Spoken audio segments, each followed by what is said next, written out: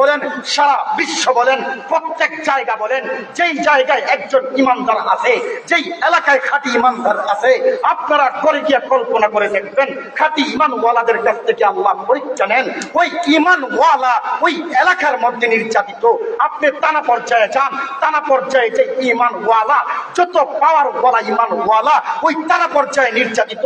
আপনি জেলা পর্যায়ে যান, জেলা পর্যায়ে যদি একজন ইমানদার থাকে, সবচেয়ে বড় জেলার মধ্যে ওই জেলা পর্যায়ের ইমানদার আপনি অনুসন্ধান করে দেখেন, ওই ইমানদার ঠিক ততটাই নির্যাতিত। আপনি বিভাগ পর্যায়ে যান, বিভাগ পর্যায়ে যাওয়ার পরে দেখবেন, বিভাগ পর্যায়ে অনুসন্ধান করে দেখবেন, ওই বিভাগ পর্যায়ের 1 নম্বর ইমানওয়ালা সমাজের মধ্যে সবচাইতে নির্যাতিত।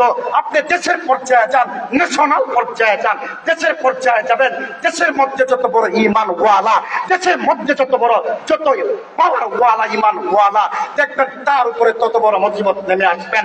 আল্লামা মামুনুল হক দেশের মধ্যে একজন অন্যতম ইমানদার ওয়ালা, অন্যতম মধ্যে মুজাহিদ, অন্যতম শাইখুল হাদিস। তার ঘরের মধ্যে 72 জন হাফেজে কোরআন রয়েছে, যার বংশের মধ্যে 300 জন হাফেজে কোরআন রয়েছে, যার বাবা শাইখুল হাদিস, যার মা হাফেজে কোরআন, যার বোন হাফেজে কোরআন, যার ভাই হাফেজে কোরআন, যার ভাই শাইখুল হাদিস, যার বাবা 60 বছর বুখারী শরীফ পড়াইছেন। বাংলাদেশের মধ্যে 10 জন ইমানদারের মধ্যে 10 জন পাওয়ার ওয়ালা ইমানওয়ালার মধ্যে আল্লামা মামুনুল হক, আল্লাহ পাক রব্বুল আলামিন উনার মধ্যে যে পরীক্ষা দিয়েছেন, যে পরীক্ষার নজরানা বাংলাদেশ থেকে নিচ্ছেন, আমার মনে হয় বাংলাদেশ থেকে আর কারো কাছ থেকে আল্লাহ এইভাবে ইমানি পরীক্ষা নিচ্ছেন না। সুতরাং ও মুসলমান, মামুনুল হকের দিকে তাকাইয়া নিজের ইমানকে মজবুত করো। আল্লামা খালেদ সাইফুল্লাহ আইয়ুবীর দিকে তাকাইয়া নিজের ইমানকে মজবুত করো।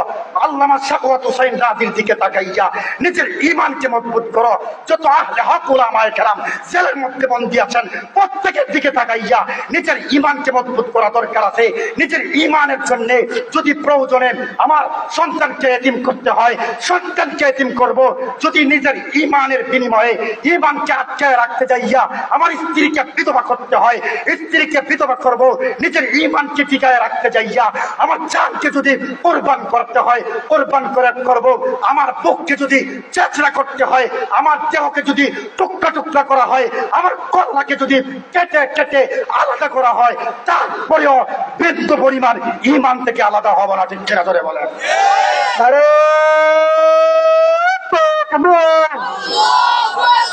দিন ইসলাম, দিন ইসলাম জিন্দাবাদ, জিন্দাবাদ। 7 ভাগ জামে মসজিদ রায়হান বিন জামিল সাহেব নারে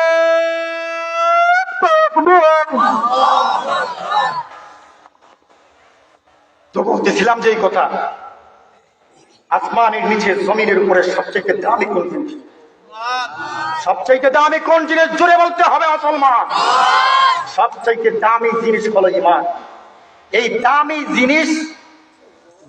জিনিস আপনি যখন হেফাজত করবেন, তখন আপনি জান্নাতে যাইতে পারবেন, নয়তো আপনি জান্নাতে যাইতে পারবেন। সুতরাং ঈমান ছাড়া যদি আপনি কবরে যান, খবর আছে। ঈমান ছাড়া কবরে গেলে খবর আছে। দুনিয়ার কেউ আপনাকে জায়গা দেয় না, কিন্তু ঈমান যদি আপনি সাথে নিয়ে যাইতে পারেন, ঈমান মাল আমল যদি আপনি সাথে নিয়ে যাইতে পারেন, তবেই কেবলমাত্র, তবেই শুধুমাত্র কবর আপনার সাথে ভালো ব্যবহার করবে, নয়তো বিন্দু পরিমাণ সময়ের জন্য কবর আপনার সাথে ভালো ব্যবহার করবে। তো বলতেছিলাম যে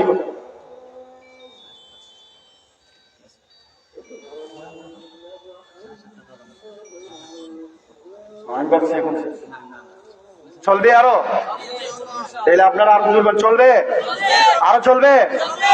যাই হোক, আমি ভাবছিলাম শেষ পর্যায়ে শেষ করি।